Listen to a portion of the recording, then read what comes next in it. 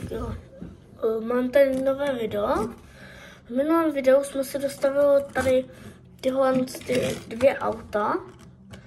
A rozhodl jsem se, že přes ta už se to nebude, protože mám v plánu si později pak budovat své město. A podle mě se tyhle dvě auta pak budou ideálně hodit do města.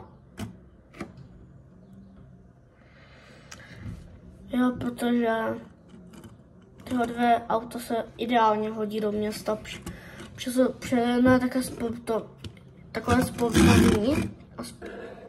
Tady by se to hodilo do města, sportovní auto. Ale jedno je takové stabé sice. Ale myslím, že do města by se to hodilo, takové auto.